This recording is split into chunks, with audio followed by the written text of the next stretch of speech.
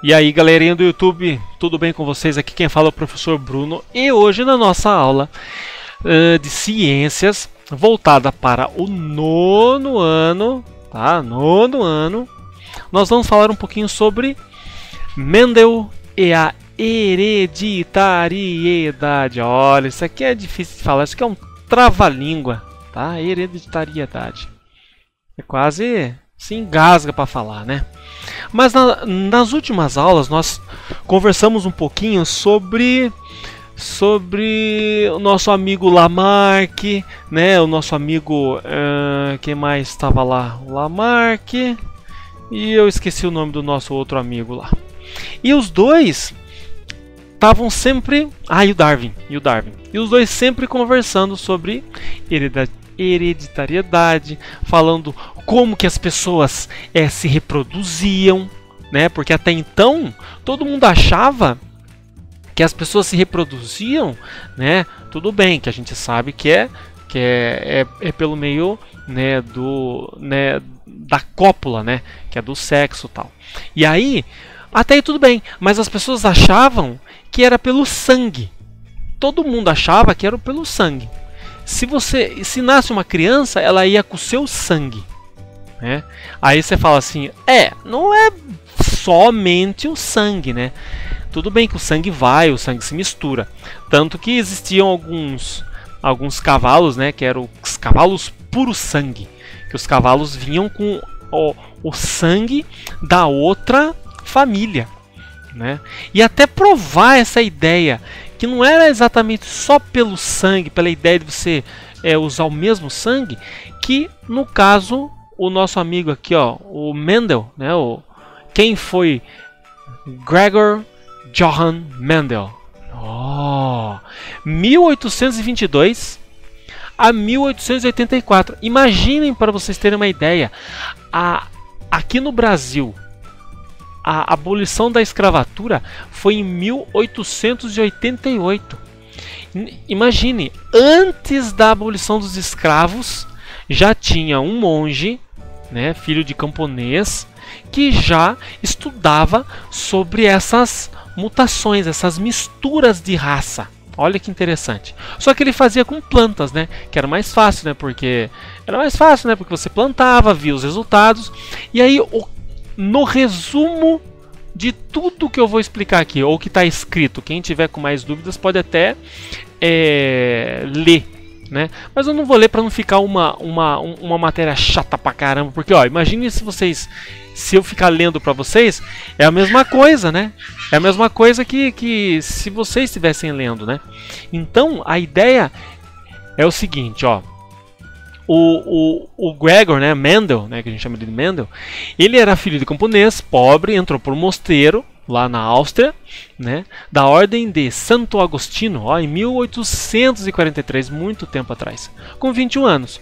Além da vida religiosa, ele estudou física experimental, botânica e matemática na Universidade de Viena, lá na Itália, participando também de sociedades científicas. Sua principal motivação para a investigação científica foi...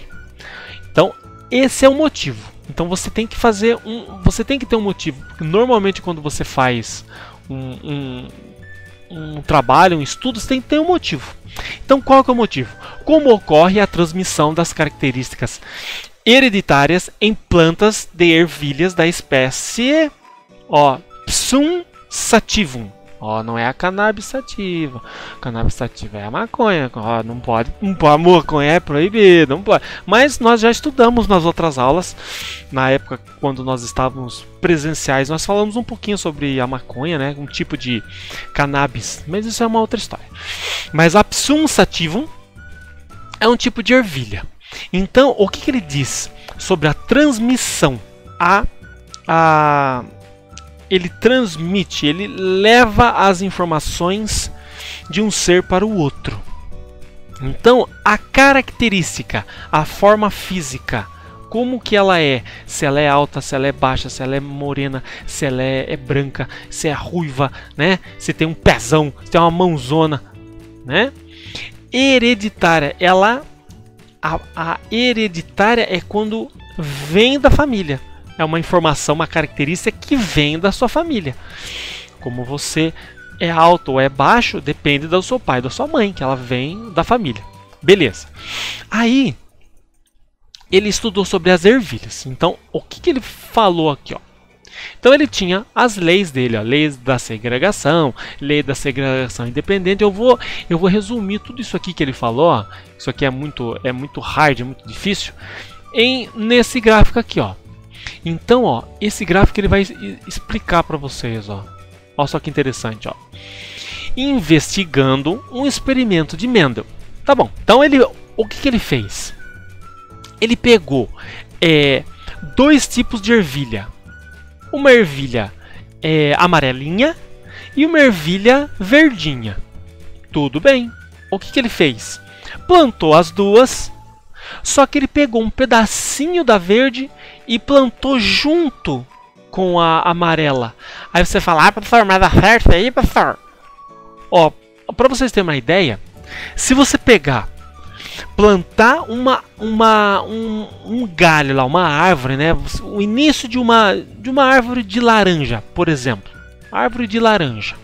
Se você cortar um galho, a parte mais grossa, um galho mais grosso ali da árvore de laranja, e juntar um galho, por exemplo, de limão, um galho de limão, você junta esse galho, prende com um material firme ali que aguente o peso do galho e largue lá, elas se unem e começam a dar frutos de laranja azeda, uma laranja com gostinho de limão.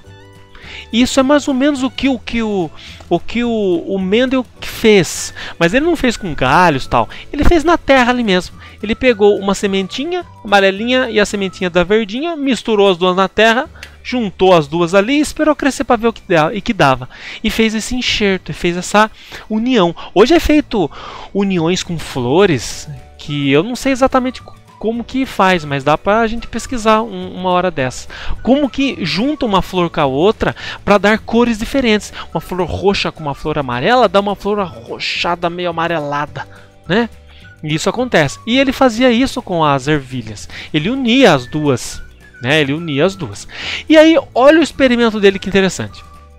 No segundo momento, ó, o cruzamento entre essas linhagens, a geração F1, ele chamou isso de geração F1, que foi os filhos filhos do primeiro cruzamento entre as duas espécies. O que aconteceu? Saiu ervilhas 100% amarelas. Daí ele falou assim, mas não adiantou nada, né? Se você pensar assim, você fala assim, nossa, juntou com a amarela, juntou com a verde. E apareceu só a amarela, não deu certo? O experimento não deu certo. Mas não, ele quis provar o seguinte. Ele pegou os filhos, né? O filhos 1, né? A geração 1 daqui das ervilhas, e cruzou de novo. Aí, quando ele cruzou de novo, ele percebeu, ó, a autopolinização dessas plantas com ervilhas amarelas. Ó, a geração F2. Os filhos dos primeiros filhos aqui, ó, o filhos 1, os filhos dos primeiros filhos aqui, ó, que são os netos aqui no caso, começaram a aparecer as verdes também, ó. Começaram a aparecer as verdes nos filhos dos filhos. Olha que interessante. E aí, como era ervilha, ele poderia sair bolinhas. E essas bolinhas ele poderia contar. Ele poderia contar as bolinhas. Então, ele disse que ele escolheu esses tipos de ervilha porque uma que tinha cores, Uma que dava para contar as bolinhas para a gente saber a porcentagem. Outra que tinha tipos de flores. As ervilhas, elas saem flores também. Então uma saía uma flor roxa e outra saía uma flor branca. Aí ele sabia, opa, essa aqui é a geração amarela com flor roxa e essa aqui é a verdinha com flor branca. Então ele conseguia separar bem, porque saía flores diferentes e tal. Então foi um jeito mais fácil, por isso que ele usou esse tipo de ervilha. E aí, olha que mágica. O que você pode entender sobre essa situação? Saíram 3 amarelas, 75% de amarelas e 25% de verdes. Então, quando juntou essas duas famílias, tipo assim, o pai e a mãe aqui, por exemplo, o pai e a mãe, e saiu apenas a amarela, eu posso dizer que essa amarela, ela é dominante. Ela é um gene, né? Ela é uma pessoa dominante, de cor dominante, de a cor amarela no caso, né? De cor dominante. Poderia ser a altura dominante. Ah, o meu pai é super alto e minha mãe é super baixa e eu saí alto. Opa, então a altura do meu pai é dominante. Ou minha mãe, ela é morena. Minha mãe é morena e o meu pai é branco. E eu saí moreninho. Então quer dizer, a cor da minha mãe é dominante perante, né, o pai, que é branco. E aí o filho saiu moreninho. Então no caso aqui, ó, entre a amarela e a verde, a amarela foi dominante. Aí se fala, então não deu certo. Não, ela é só dominante. Mas aqui no filho 1, no caso, tem também um pouquinho do gene da mãe aqui ainda, verdinha, escondidinha, que só foi aparecer na terceira geração. Quer dizer, a segunda geração. A primeira foi essa aqui foi a segunda geração, que é a geração 2, de filhos 2. Só foi aparecer um dos filhos, aqui ó, foi aparecer. Então, nesse estudo, ele acabou dizendo que você pode até ter um cruzamento aqui no caso, sair um tipo uma cor só. Só que os outros filhos, no caso, eles podem aparecer com uma outra cor. Aí você fala, nossa, mas eu sou branco e saiu um filho moreno. Olha a chance, ó, 25% de chance de um filho nascer moreno de um pai branco, por exemplo. Isso é só um exemplo. Eu conheço uma pessoa que a mãe é morena e o pai é branco. Os filhos dessa mãe morena, saíram todos morenos. Todos saíram morenos. E a última filha saiu branca. Os irmãos todos são moreninhos. Moreno. E a filha, a última, saiu branca. Então ela é a 25% de chance de sair branco. É menor a chance. Por exemplo, hoje nós sabemos que na linhagem genética, a história genética das coisas, por exemplo, uma pessoa negra, ela é dominante. O gene negro é dominante. Então, se cruzar com uma pessoa loira, por exemplo, o filho ele vai sair moreno. E fim da história. Dificílimo sair branco. Sair uma criança branca. Ela pode sair uma criança branca com os cabelos cacheados, por exemplo, sabe? Ou negra com os olhos azuis da mãe. Isso acontece. A chance é menor, mas acontece. Ou, por exemplo, um olho escuro, um olho de uma pessoa escura. O gene dos olhos o olho é preto. Aí a mãe tem olho verde. Na hora que cruza, o filho sai com olho castanho, sai com um olhinho mais claro. Não é nem preto e nem verde ou azul. Ele sai mescladinho, tá? Então, de início, há mais ou menos 8, deixa eu ver, 9, 213, nossa senhora, quase 300 anos atrás. Meu Deus do céu! Já tinha há 300 anos atrás, já tinha alguém pensando nisso, pensando na hereditariedade. Olha que interessante, já pensando como que funciona. E esse rapaz aqui é o cara. E se eu falar para vocês que tem o Darwin lá, né? O Darwin que falava sobre as uniões entre os animais, que a gente falou sobre as girafas lá. O Darwin tinha um livro que o Mendel fez. O Darwin que viveu na mesma época do Mendel, tinha um livro do Mendel lá na escrivaninha, mas ele nunca leu. E o Mendel é o que estava certo.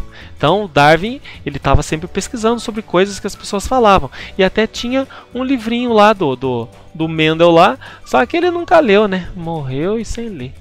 Mas olha que interessante. Agora vocês entenderam qual que é a ideia da genética. As próximas aulas a gente iria falar sobre um pouquinho sobre a genética aí, né? Sobre os genes e tal. Só que como nós estamos falando do nono, essa matéria do Mendel aqui já é uma revisão do oitavo, né?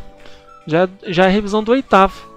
Não era nem para eu estar falando sobre Mendel, já era para estar falando sobre os genes mesmo e sobre a genética mesmo das moléculas, das células, né? Mas tudo bem.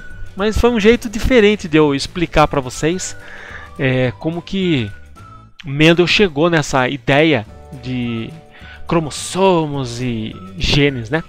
Aí, ó, tem um exercício simples aqui, ó. A genética é responsável pelo estudo da hereditariedade. Considera-se que essa ciência tenha iniciado seu desenvolvimento após experimentos aplicados por um monge chamado Pam. Nossa, que pergunta fácil que eu fiz também, não. Deus, Olivia, acabamos de falar dele. Deus, Olivia. Só vai. Próxima.